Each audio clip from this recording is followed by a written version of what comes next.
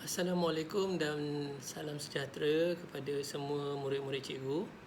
Uh, untuk subjek TMK yang akan mengajar untuk tahun 6 cikgu sendiri, cikgu Saif Fahmi dan cikgu Azifah dan juga cikgu Kasmidi. Jadi macam kami bertiga ni akan melakukan penggiliran macam minggu ni turn cikgu untuk mengajar TMK.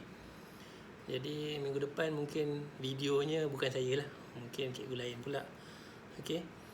Jadi kami akan bersama-sama lah dalam sewaktu tempoh PKP ni.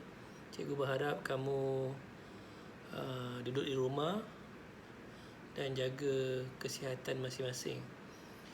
Jadi untuk pengatur cara tajuk yang pertama ni adalah tajuk unit 1 iaitu pengatur caraan untuk tahun 6. Okey, memandangkan TMK pada tahun ni tahun 6 saja yang ada. So tahun 4 dengan tahun 5 semua dah serap masuk dalam RBT. Jadi untuk tahun 6 ni kita tak ada dalam jadual sebenarnya TMK ni. Tapi tak apalah kalau ni saya record video ni. Jadi murid-murid boleh tengok, boleh tonton. Jadi untuk hari ni cikgu nak kamu rujuk kepada buku teks muka surat 1, tajuknya pengatur caraan. Jadi kalau kita tengok di situ pengatur caraan ni yang diperkenalkan kepada tahun 6 adalah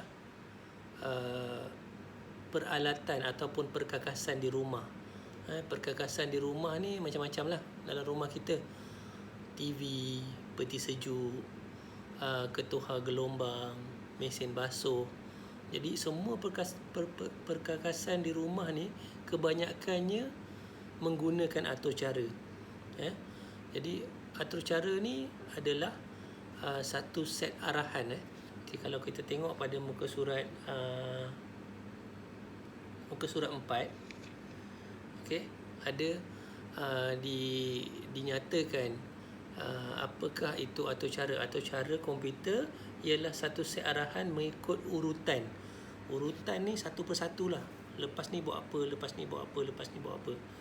Okay, mengikut urutan yang mengarahkan komputer membuat sesuatu.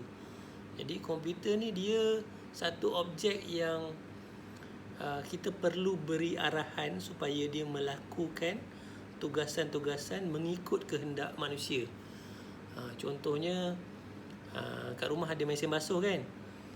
Jadi mesin basuh tu kalau dia automatik sepenuhnya, kita masukkan baju, letak sabun, kita tinggal, dia dah siap basuh, siap bilas dan siap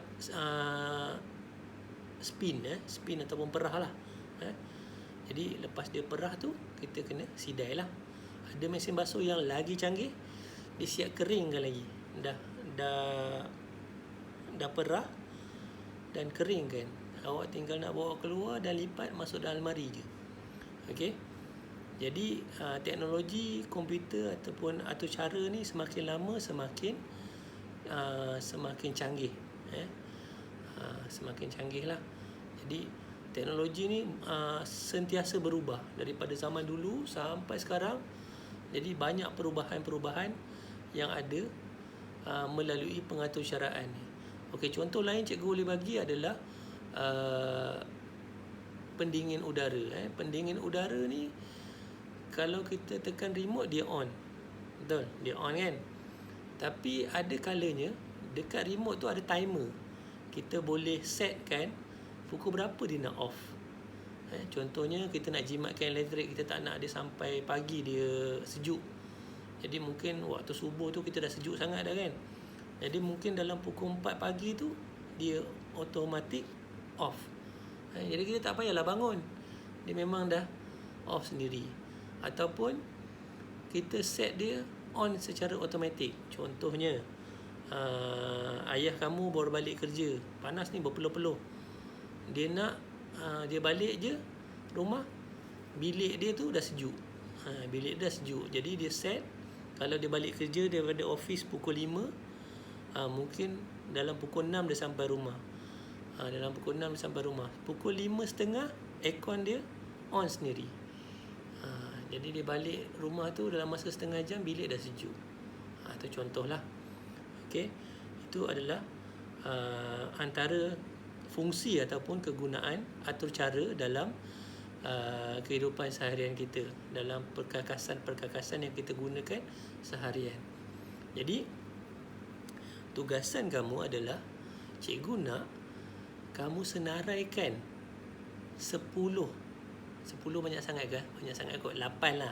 8 perkakasan yang digunakan, yang biasa digunakan di rumah kamu, yang mempunyai atur cara. Yang mempunyai atur cara. Selain daripada itulah, tapi kalau nak masukkan mesin basuh pun boleh juga.